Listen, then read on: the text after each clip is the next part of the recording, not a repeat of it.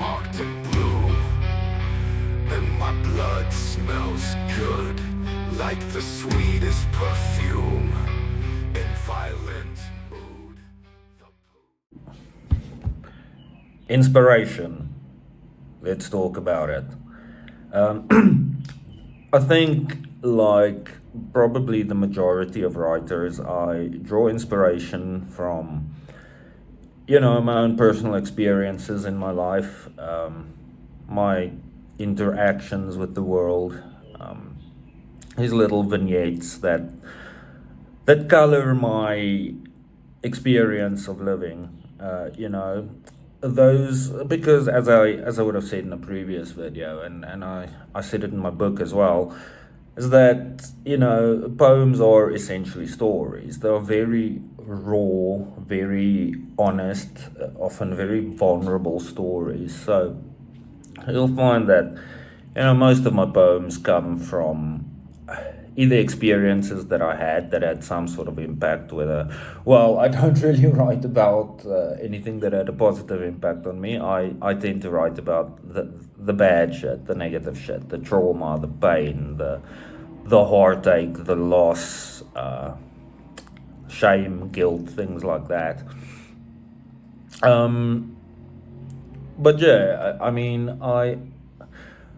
I draw upon these experiences. For instance, when I wrote Window, I was just after I fell through a fucking window. But of course, it made for a pretty good metaphor as well. I write a lot about addiction and recovery, because again, that's something that that's personal to me, things that I have experienced in my life, breakups, the death of my dad, things like that. But then, of course, I also write about things that are interesting to me. I bring in biblical, theological themes. I bring in themes from mythology. I try to, take nuggets of wisdom from a wide variety of, I guess, belief systems and ways of life. I believe there's nuggets of truth in every one of them. No matter what you grew up believing. I don't want to limit myself to only to being so blindly devoted to one belief system necessarily. Having said that, many of my poems and songs include biblical references. They include direct quotes, because the Bible is full of amazing lines. There's a riches, there's a wealth, a wellspring of of wisdom and lyrical content to draw from, from the Christian Bible. I think there's an oft quoted axiom. I feel like it's also Hemingway that said it. The man was fucking infinitely quotable, about writing what you know. So the things that I know, I know a lot about depression and dealing with dysphoric feelings like that. So I tend to write about it. Comes through in, I'd say, at least like 90% of my poems. The other 10% could be more on the abstract side, I suppose, telling a different kind of story. I've always had a deep fascination with the occult. So I might refer to the works of, I guess, Aleister Crowley or S.L. McGregor Mathers or, Anton LaVey, though I wouldn't necessarily qualify that or categorize that as the occult, but it's adjacent, it's in the neighborhood. So those are things I like to write about. And to be a good writer, I think you have to try and at least expose yourself to many experiences and to many worldviews. I think you need to try and have very much a breadth of knowledge. So beyond, referring to the Bible and other religious and theological texts, I jot down words that are new, that I didn't know before. I jot them down, I look up what they mean, and, I try to incorporate that into my songs if it works. And, I think to be a good writer, also, it helps if you're well traveled. It helps having those kinds of worldly experiences. I think, read as much as you can. Just read. Doesn't have to be a specific genre. Read across genres. Read everything from, biographies to true crime to fiction, to books about language. I've got quite a few books about language. I've got a lot of books about ad writing and copywriting because that's what I do. That's my job. You need to be very perceptive. You need to, observe people. You need to listen. You need to practice active listening when you're interacting with people. And you'll find that makes for a very rich and robust inspiration. I'd like to circle back now to writing about experiences. And this isn't something I talk about, and it's very difficult for me to talk about now on a public forum like YouTube. But it's an experience that does pop up in my songs here and there. Specifically in The Taste of Armageddon, I say, I can still see those eyes, they're blacker than mine, and what he fucking did can't be erased by time.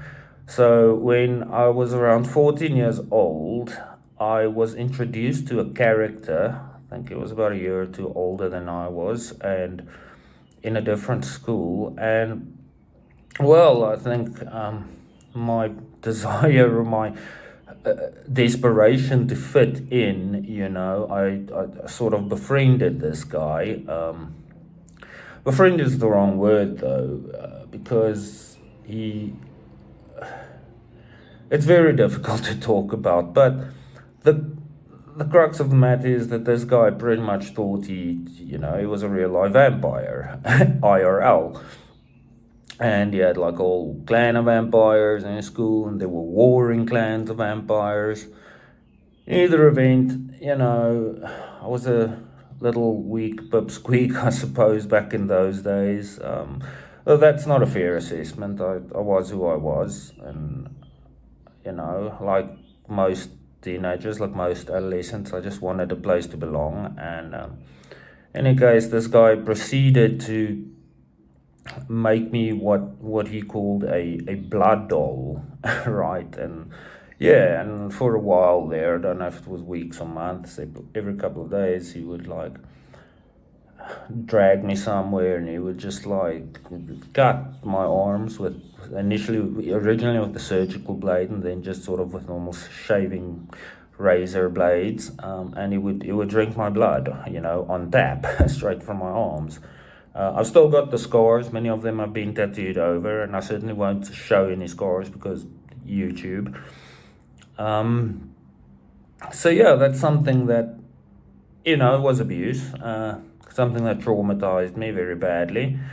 In such a way that 26 years later, I'm still writing about it. There's a long time that I was fucking afraid of the dark, even as an adult, because this person is evil.